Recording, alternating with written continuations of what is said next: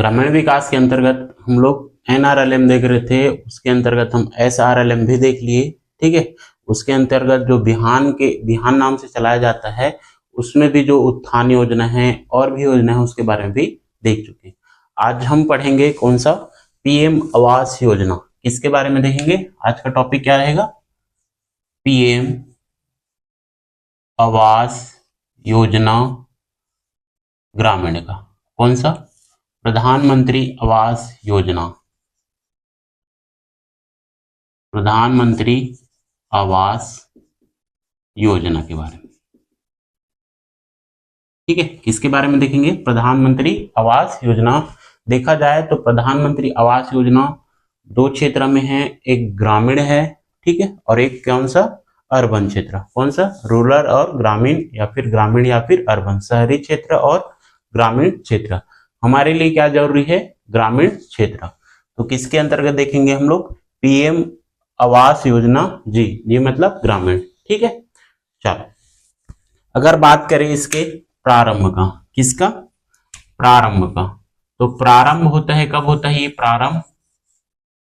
इसमें भी दो डेट है, संशय। ठीक है, एक है आपका नवंबर में, कब? नवंबर में, और एक है आपका अप्रैल। ऐसा अधिक बुक में दिया गया है कि 20 नवंबर को। कब? 20 नवंबर 2016 को क्या हुआ? इसका प्रारंभ हुआ। कब? 20 नवंबर को। ठीक है, लेकिन आप देखोगे छत्तीसगढ़ पंचायती एवं ग्रामीण विकास विभाग के प्रतिवेदन में, किसमें? प्रतिवेदन, वेबसाइट में जाके इसके प्रतिवेदन को देखोगे तो इसका प्रतिवेदन डेट कब से है? 1 अप्रैल 2016। कब से है? तो 1 अप्रैल 2016। तो हमें ये डेट थोड़ा से ध्यान में रखना है। देगा डेट दोनों, तो उनमें से कौन सा लेना है आपको? या तो ये वाला डेट देगा या तो ये वाला डेट देगा, दोनों डेट सेम नहीं देगा। ठीक है, अगर दे भी दिया तो आपको जो प्रतिवेदन में है 1 अप्रैल 2016, ठीक है, कब? 1 अप्रैल 2016, उससे क्या करना है? लेना है। ठीक है, अब इसमें बात करेंगे। अब यह योजना तो आ गया, लेकिन इसका पूर्व नाम क्या था? कौन से योजना के स्थान पे प्रधानमंत्री आवास योजना लाया गया? तो अगर बात करें पूर्व नाम, तो इसे इंदिरा आवास योजना का नाम चेंज किया गया है। किसका? इंदिरा आवास योजना। कौन सा योजना? तो याद रखना, इंदिरा आवास योजना। पूर्व नाम क्या था? इंदिरा आवास योजना। वर्तमान नाम क्या है? तो प्रधानमंत्री आवास योजना। ठीक, यहां तक क्लियर? चल अब बात करते हैं इसके उद्देश्य का। ठीक है, किसका? इसके उद्देश्य। तो इसका उद्देश्य क्या है? तो ग्रामीण गरीब परिवार को क्या करना?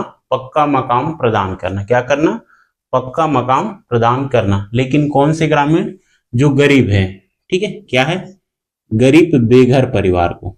किसे? गरीब बेघर परिवार। बेघर हो गया ना, गरीब बेघर परिवार। या फिर इसी में हम बोल सकते हैं जिसका मकान क्या हो? मकान तो है लेकिन कैसा है? कच्चा मकान। कैसा मकान है? कच्चा मकान। कच्चा मकान वाले परिवार को क्या मिले? क्या होगा इससे? इसका उद्देश्य है कि उसे क्या करना?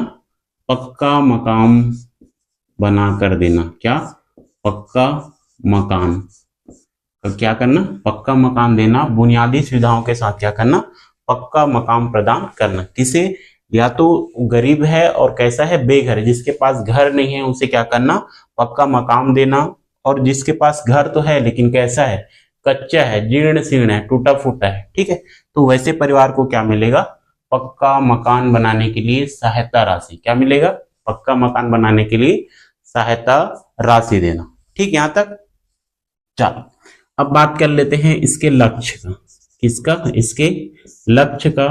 तो लक्ष्य निर्धारित था प्रारंभ में। कब? प्रारंभ कब? तो 31 मार्च 2024। 31 मार्च 2024 के बात करें तो इसके लक्ष्य क्या है? तो सभी परिवार के लिए क्या करना? आवास निर्माण करना। क्या करना? आवास निर्माण करना। ठीक है, किसके लिए? तो सभी प्रकार के 31 मार्च 2024 तक सभी के लिए आवास बनाना क्या था, सभी के लिए क्या करना था, आवास बनाना था। क्या करना था, आवास बनाना था। ठीक है, लेकिन बात करें किसका, 2028-29 तक इसका लक्ष्य बढ़ गया। कब तक, 2028-29 तक इसका क्या लक्ष्य है, किसका, तो प्रधानमंत्री आवास योजना का। तो याद रखना कब तक, 2028-29 तक 3.32 करोड़ आवास निर्माण कराना है। कितना, 3.32 करोड़ आवास निर्माण का लक्ष्य रखा गया है। कितना, तो 3.32 करोड़ आवास बनाने का क्या किया है, लक्ष्य, या फिर आवास निर्माण का क्या किए हैं, लक्ष्य निर्धारित किए हैं। और इनमें से 3.32 करोड़ में से 3.21 करोड़ को क्या मिल गया है, मंजूरी भी मिल गया है। कितने को, तो 3.21 करोड़ को क्या मिल गया है, आपका मंजूरी मिल गया है कि आवास निर्माण बना सकते हैं। ठीक है, इसका बात करें छत्तीसगढ़ के संदर्भ में, किसके संदर्भ में, छत्तीसगढ़ के संदर्भ में, तो छत्तीसगढ़ के संदर्भ में लक्ष्य का बात हो रहा है ना, किसका बात हो रहा है, लक्ष्य का बात हो रहा है, किसके संदर्भ में, तो छत्तीसगढ़ के संदर्भ में तो 18 लाख से अधिक पीएम आवास की क्या है, स्वीकृति हुआ। कितना, 18 लाख, 18 लाख से अधिक, 18 लाख से अधिक आवास क्या हुआ है, स्वीकृति हुआ है। क्या हुआ, स्वीकृति। कितना, तो 18 लाख से अधिक। अगर बात करूं किसका, 2024-25 में, तो 8.46 लाख से अधिक आवास निर्माण का लक्ष्य रखा गया है। कब तक, तो 2024-25 में, 2024-25 में कितने, तो 8.46 लाख से अधिक आवास, 8.46 लाख से अधिक आवास निर्माण करने का लक्ष्य, अधिक आवास निर्माण का क्या है, लक्ष्य है। किसके संदर्भ में, तो छत्तीसगढ़ के, किसके संदर्भ में, तो छत्तीसगढ़ के। यहां तक क्लियर। चल एक बार देख लेते हैं, प्रधानमंत्री आवास योजना प्रारंभ कब होता है, तो 20 नवंबर 2016। लेकिन अगर देखोगे छत्तीसगढ़ पंचायती एवं ग्रामीण विकास के प्रतिवेदन में, तो डेट क्या दिया है, 1 अप्रैल 2016। तो प्रतिवेदन में कितना दिया है, 1 अप्रैल 2016। और आप दूसरे बुक, आप कहीं भी बुक पढ़ोगे तो उसमें आपको मिलेगा कब, 20 नवंबर 2016। कब मिलेगा, 20 नवंबर 2016। इसका पूर्व नाम क्या है, तो इंदिरा आवास योजना। क्या है, इंदिरा आवास योजना। उद्देश्य क्या है, तो जो ग्रामीण गरीब बेघर परिवार है उसे क्या करना, पक्का मकान करना, या फिर जिसके पास मकान तो है लेकिन कैसा है, कच्चा है और जीर्ण शीर्ण है, उसे क्या करना, पक्का मकान बनाने के लिए सहायता प्रदान करना। उनकी बुनियादी सुविधाओं के साथ क्या करना, पक्का मकान बनाने के लिए सहायता प्रदान करना, इसका क्या है, उद्देश्य है। अगर लक्ष्य की बात करें तो 31 मार्च 2024 तक सभी के लिए आवास बनाना। क्या था, सभी के लिए आवास बनाना। कब तक, 2024 तक। अब इसे बढ़ाकर 2028-29 तक कम से कम 332 करोड़ आवास निर्माण के क्या किए, लक्ष्य रखा गया है, जिनमें से 3.21 करोड़ का क्या हो गया, मंजूरी मिल गया है कि आवास क्या करना है, निर्माण कराना है।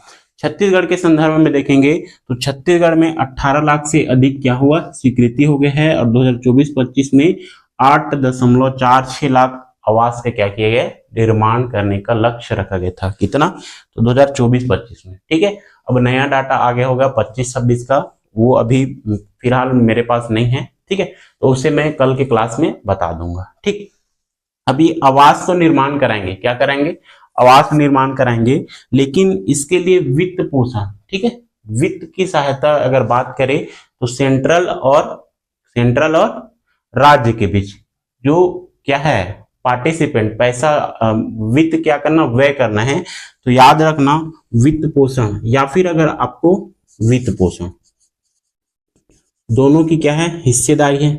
क्या है, हिस्सेदारी है, किसका किसका, तो आपका सेंट्रल, ठीक है, और आपका स्टेट। ठीक है, तो सेंट्रल और स्टेट का क्या है अनुपात बोलेगा, तो सेंट्रल का कितना है 60:40 का है। ठीक है, कितना है वित्तीय पोषण 60:40 किसके लिए है, तो ये सेंट्रल के लिए और ये स्टेट के लिए। 60:40 किसके लिए है, तो ये 60 है सामान्य क्षेत्र के लिए, कौन सा क्षेत्र के लिए, सामान्य, और ये 40 कौन सा है, सॉरी ना, वो उसके लिए है। तो 60:40 का क्या है वित्तीय पोषण है, कितना 60:40 कौन सा क्षेत्र के लिए है, तो ये सामान्य क्षेत्र, कौन सा के लिए, तो सामान्य या फिर मैदानी क्षेत्र। और यही अनुपात आपका चेंज हो जाता है 90:10 में, कितने 90:10 में। ये कौन सा एरिया के लिए है, तो ये पूर्वोत्तर राज्य के लिए, कौन सा, पूर्वोत्तर राज्य एवं जम्मू कश्मीर, हिमाचल प्रदेश, हिमालय क्षेत्र के लिए, कौन सा क्षेत्र के लिए, हिमालय, जिसमें आपका इंक्लूड हो जाता है उत्तराखंड। ठीक है, कौन सा, उत्तराखंड, और कौन सा हो जाएगा जम्मू कश्मीर, और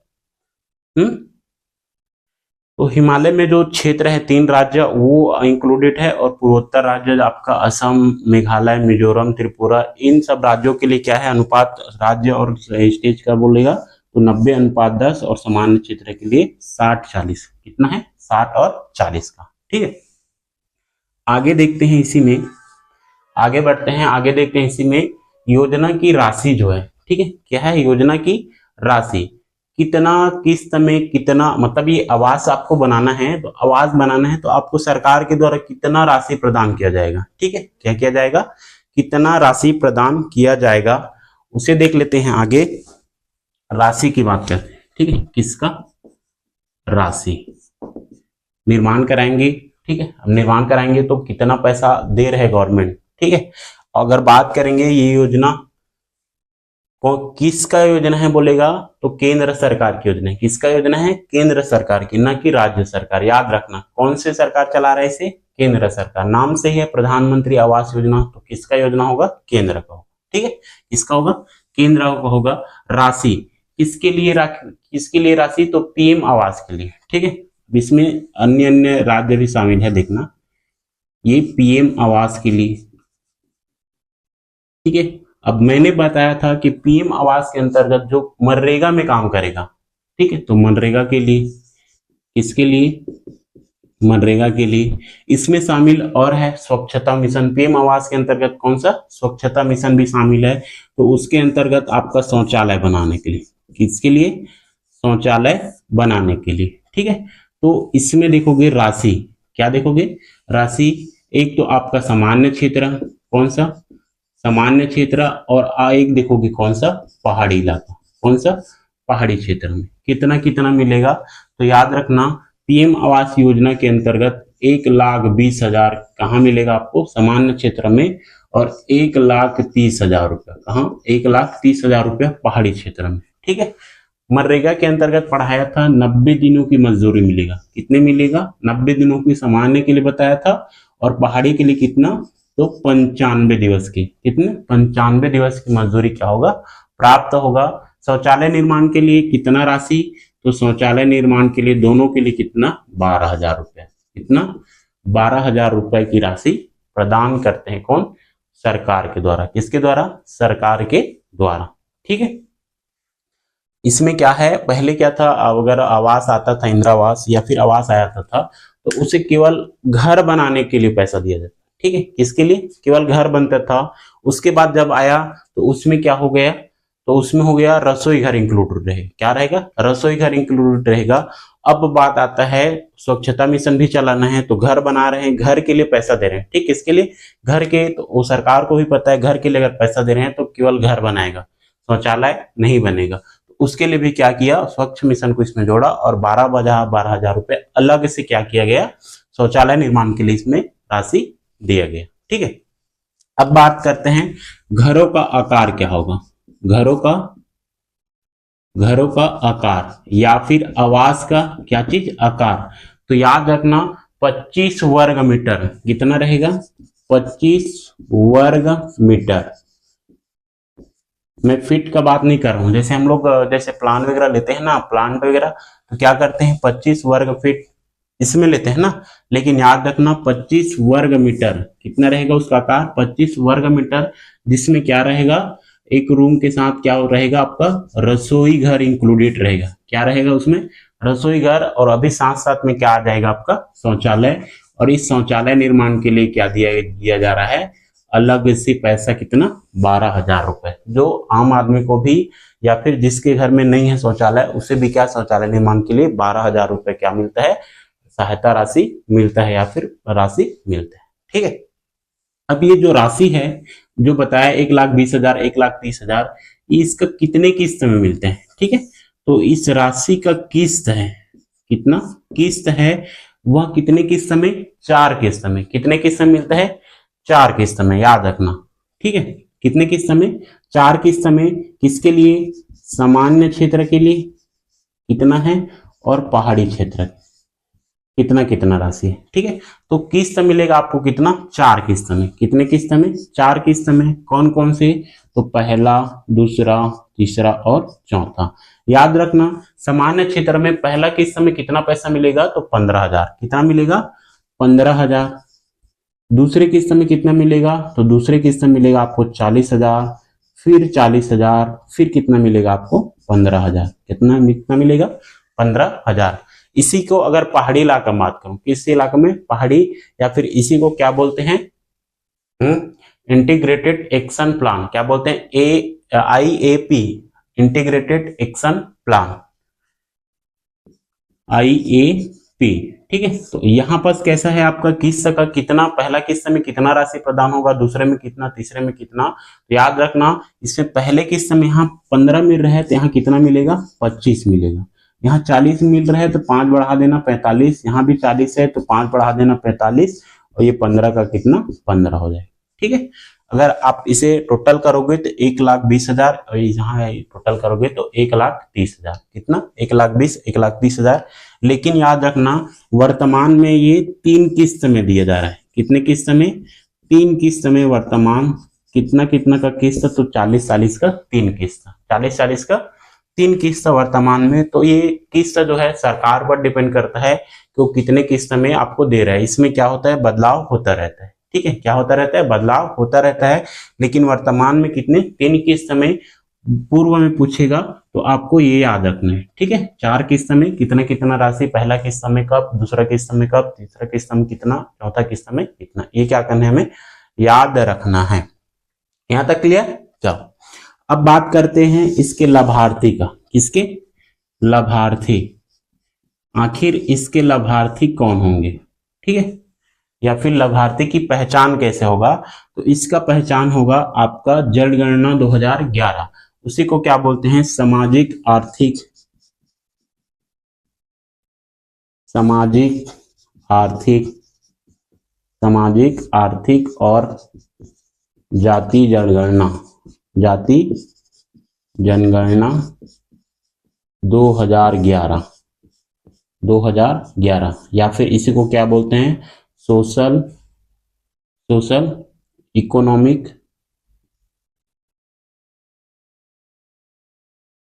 2011, क्या बोलते हैं, 2011, SS नहीं, CC ना, कास्ट सेशन, CC 2011 की सूची में जिसका नाम है वो क्या रहेगा, इसकी लाभार्थी की पहचान क्या है पूछेगा, तो जिसका नाम 2011 के जनगणना में आता है वह क्या है, इसके लाभार्थी होंगे। क्या होंगे, लाभार्थी। लेकिन याद रखना, अगर 2011 के जनगणना में नाम तो है, क्या है, नाम तो है, लेकिन उसके लिए पात्रता क्राइटेरिया क्या किया है, निर्धारित किया गया है। जैसे आपके पास अगर मोटर युक्त 2 पहिया वाहन है, 3 पहिया, 4 पहिया, या फिर आप मछुआरे परिवार से हो, ठीक है, और आपको एक नाव है, आपके पास क्या है, मोटर चलित एक नाव है, तो आप इस योजना के लिए पात्र नहीं है। तो ये लाभार्थी का चयन कहां से होगा, तो चयन होगा 2011 के जनगणना सूची से। हाँ, 2011 के जनगणना सूची से। आगे देखेंगे इसके पात्रता और अपात्रता। क्या देखेंगे, पात्रता और अपात्रता। इसे में आगे देखते हैं, इसमें PM आवास में ना, PM आवास में, PM आवास में आगे देखेंगे इसके लिए जो पात्रता है, कौन सा, पात्रता। और पात्रता से पहले देख लेते हैं हम लोग अपात्रता। किसे, अपात्रता, क्योंकि अपात्रता को जाने रहेंगे तो पात्रता हमें क्या हो जाएगा, पकड़ में आ जाएगा। ठीक है, तो पहले क्या देखेंगे, अपात्रता। इसके लिए जो बजट है मैं अभी बताऊंगा, ठीक है, जो शहरी इलाका के लिए भी बजट पारित हुआ है और ग्रामीण इलाका के लिए भी केंद्रीय वाला उसमें बताऊंगा, ठीक है। और कितना परसेंट आपके आपदा के लिए या फिर बोला जाए क्या बोले, आपदा है ना, प्राकृतिक घटनाओं से जो घर बना है और वो बेघर हो गए हैं या क्या हो गए हैं, बेघर हो गए हैं, उनके पुनर्वास के लिए कितना परसेंट केंद्रीय बजट का आरक्षित रखा जाता है, उसे भी हम आगे बात करेंगे। अभी क्या कर लेते हैं बात, अपात्रता। कौन कौन क्या रहेंगे, अपात्र रहेंगे। सबसे पहले जिसके पास क्या है, पक्की छत है या फिर पक्की दीवार है, वो परिवार क्या होंगे, इसके लिए अपात्र होंगे, ठीक है। कौन कौन सा, पक्की छत वाले और पक्की दीवार वाले क्या है, मकान जिस परिवार के पास है वह क्या होंगे, अपात्र होंगे। क्या होंगे, अपात्र होंगे। दूसरा क्राइटेरिया क्या है या फिर दूसरा कंडीशन क्या है, तो जिसके पास मोटर युक्त दो पहिया वाहन है। किस, कौन सा युक्त, मोटर युक्त, मोटर युक्त आपके पास दो पहिया वाहन है। क्या है, दो पहिया। अब दो पहिया के बाद आपके पास 3, 4, 5 जो भी हो वो, और उसके बाद जो स्वच्छ नाव हो, क्या हो, मछली पकड़ने वाला नाव। कौन सा वाला, मछली पकड़ने वाला नाव है। क्या है, नाव है। तो वह परिवार क्या है, अपात्र है। क्या है, अपात्र है, अपात्रता देख रहे हैं, ठीक है। तीसरा कंडीशन क्या है, पहला क्या देखा है हम लोग, जिसके पास क्या हो, पक्की मकान हो या फिर पक्की छत वाला घर हो, या फिर कच्ची है आपका मकान, कैसा है, छत नहीं है, छत नहीं है लेकिन आपका दीवार खड़ा है, वो कैसा है, पक्की है, तो भी आप क्या है, अपात्र है, ठीक है। लेकिन कंडीशन यह है कि गांव में ये सब अभी तक अगर ईमानदारी से काम करेंगे तो जो आवास योजना का पैसा जो बर्बाद हो रहा है, ठीक है, जो हमारे कर्मचारी है और जो ग्रामीण है उसके द्वारा भी क्या है, इसका दुरुपयोग कर रहे हैं। क्योंकि आजकल ऐसा कोई भी परिवार नहीं है जिसके पास दो पहिया वाहन नहीं है। अगर ईमानदारी से देखा जाए तो सरकार का पैसा बहुत बहुत इसमें क्या हो रहा है, बर्बाद हो रहा है। आवास दे रहे हैं लेकिन गरीब परिवार के लिए, ठीक है, लेकिन वर्तमान में सब इसके लाभ ले रहे हैं, ठीक है, सब इसके लाभ ले रहे हैं। अगर एक्शन में आ जाए सरकार, इसमें एक्शन में आ जाए कि इसके पास क्या क्या है, क्यों ऐसे, किस आधार पे इसे क्या किए हो, आप आवाज दिए हो, तो सब कर्मचारी क्या हो जाएंगे, बर्बाद हो जाएंगे। क्या हो जाएंगे, बर्बाद हो जाएंगे। मैं लिखित में दे रहा हूं, क्योंकि बहुत ऐसे कम इलाका है जो पिछड़े इलाका है जहां पास अगर एक गांव में देखोगे तो 2-3 ही ऐसे परिवार मिलेंगे जिसके पास क्या नहीं है, दो पहिया वाहन नहीं होगा, या फिर पक्की घर नहीं होगा, या फिर उसके पास उतना जमीन नहीं होगा, ठीक है। अगर आपके पास कितना 2.5 एकड़ जमीन है सिंचित, तो भी आप इस योजना के पात्र नहीं होंगे, इस योजना के पात्र नहीं होंगे। तो आपके पास जो मैं बोल रहा हूँ ना, एक दो गांव, मतलब हर एक गांव में अगर जाओगे तो 2-3 परिवार ही ऐसे मिलेंगे जो एकदम गरीब है, ठीक है, क्या है, एकदम गरीब है, ठीक। तो घूसखोरी एकदम बढ़ चढ़ के है, बढ़ चढ़ के, ठीक। तीसरा क्या होना चाहिए, आपका क्राइटेरिया क्या होना चाहिए, 50,000 से अधिक क्या नहीं होना चाहिए, आपका केसीसी ऋण वाला नहीं होना चाहिए।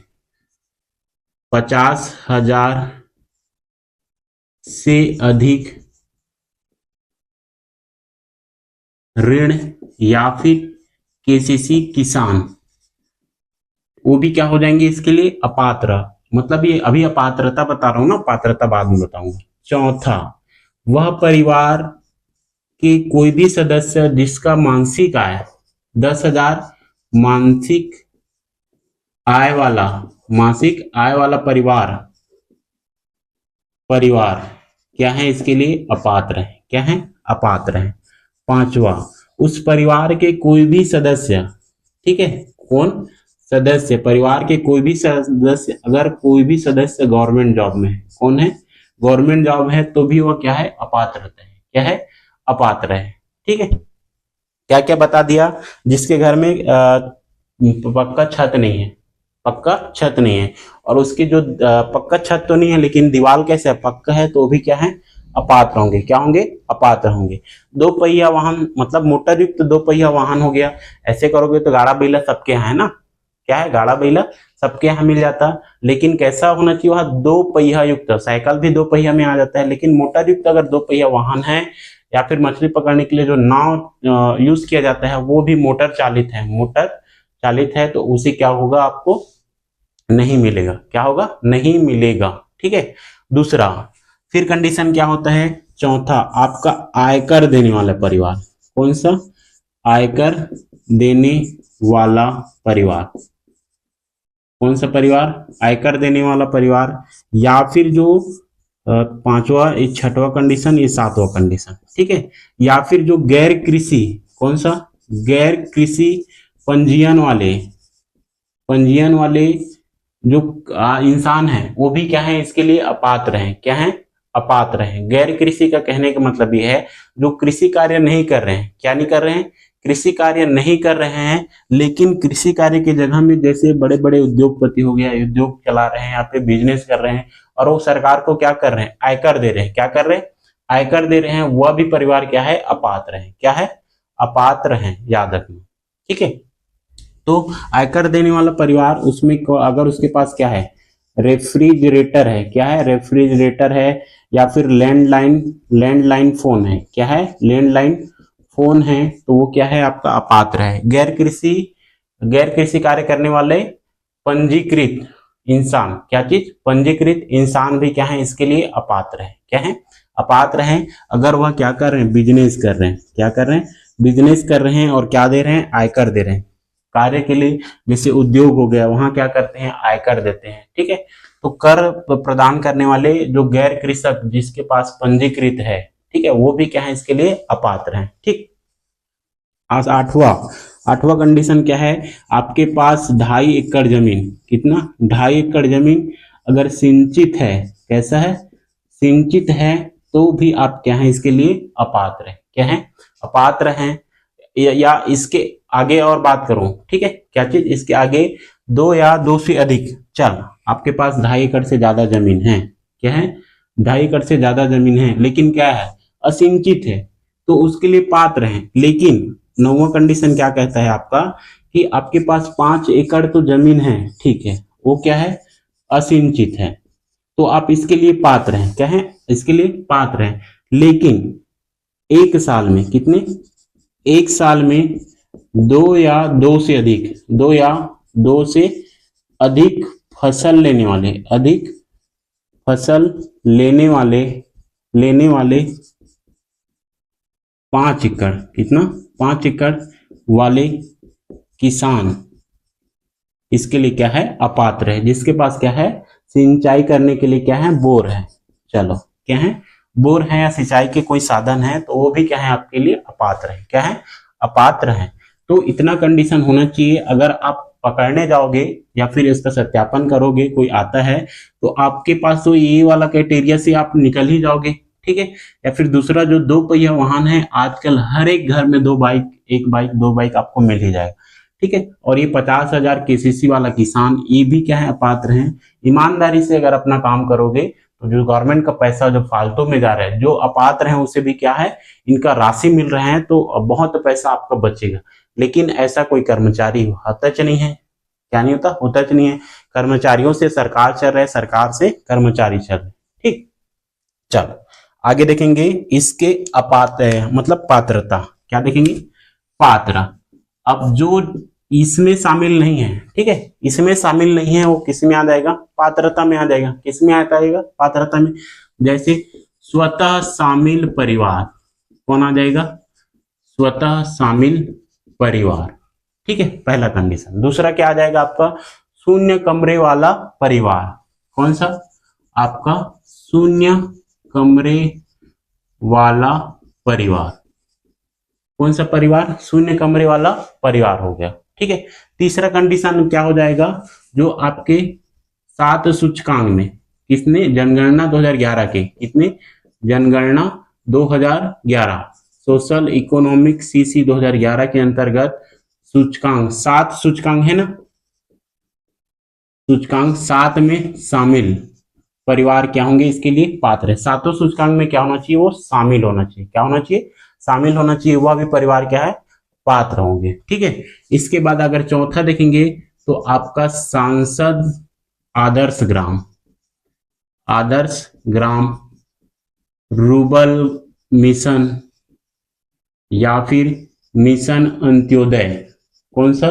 मिशन अंत्योदय योजना के अंतर्गत जो पात्र उम्मीदवार है, ठीक है, क्या है, पात्र उम्मीदवार हैं जिसके पास ना तो छत है ना ही कच्चा आपका क्या है दीवार है, वो क्या होंगे, इसके पात्र होंगे, क्या होंगे, पात्र होंगे।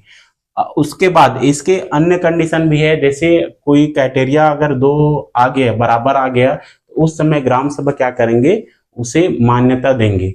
जैसे कोई रक्षा एरिया से, जैसे सैनिक हो गया, पुलिस हो गया, जो रक्षक करते हैं और उसका क्या हो जाता है, निधन हो जाते हैं, तो जो उसके विधवा होंगे या फिर परिवार के जो पात्र उम्मीदवार होंगे, उसके आधार पर उसकी क्या करते हैं, पात्रता घोषित करते हैं।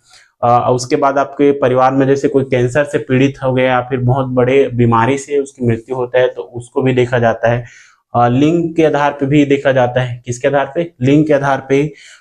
ये परिवार में कितने पुत्री हैं, मतलब एक परिवार है तो उसकी कितने पुत्री हैं, पुत्री के आधार पे भी क्या देख, पुत्री मतलब बेटी, ठीक है, उसके आधार पे भी देखते हैं, तो एकदम लेंदी हो जाएगा।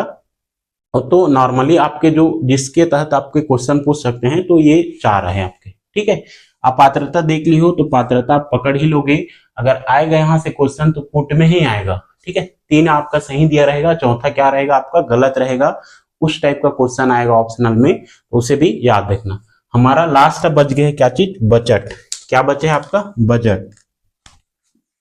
बजट देख लेते हैं, ठीक है, किसके द्वारा पारित होगा, तो सेंट्रल, केंद्र द्वारा, किसके द्वारा, केंद्र द्वारा। तो हम लोग पढ़ क्या रहे हैं, पीएम आवास योजना, जिसके अंतर्गत ग्रामीण देख रहे हैं, अर्बन नहीं देख रहे हैं, शहरी नहीं देख रहे हैं, क्या देख रहे हैं, ग्रामीण देख रहे हैं।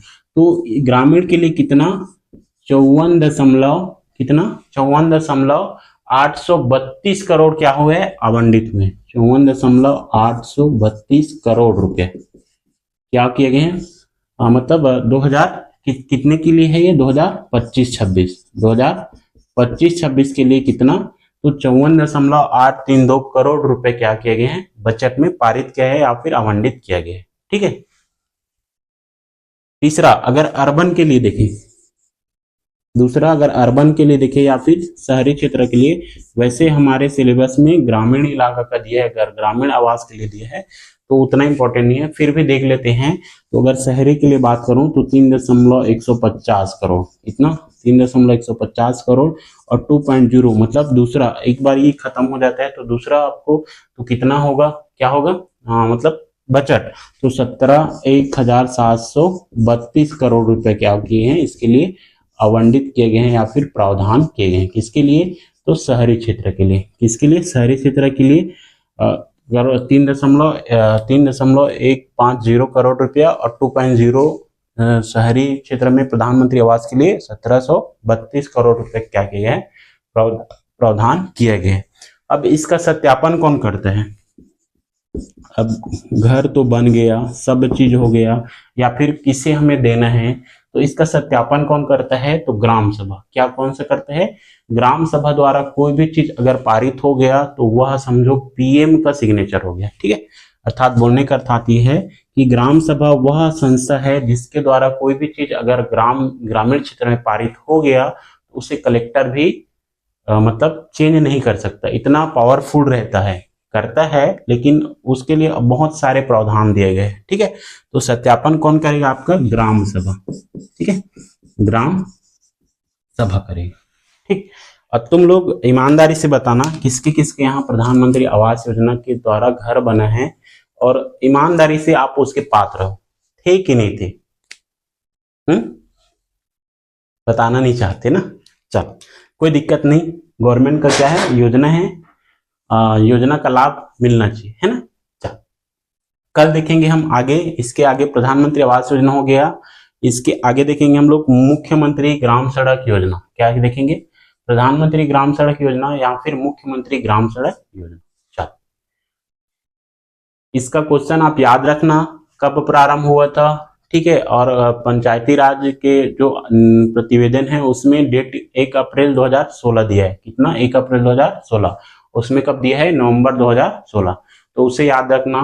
किसके द्वारा ये संचालित योजना है, तो सेंट्रल, ठीक है, किसके द्वारा, सेंट्रल गवर्नमेंट, राज्य के लिए नहीं है। वित्तीय पोषण में अनुपात क्या है, राज्य और उसका, तो सामान्य क्षेत्र में कितना है, 60-40, और पूर्वोत्तर क्षेत्र या फिर हिमालय क्षेत्र में कितना है, तो 90:10 का है, कितना है 90:10 का इनका कुल कितने राशि दिया जाता है। तो सामान्य क्षेत्र में आपका 1,20,000 और पहाड़ी इलाका हो गया या फिर आईएपी का फुल फॉर्म क्या बताया था मैं, इंटीग्रेटेड एक्शन प्लान, ठीक है, वहां 1,30,000 रुपए दिया जाता है।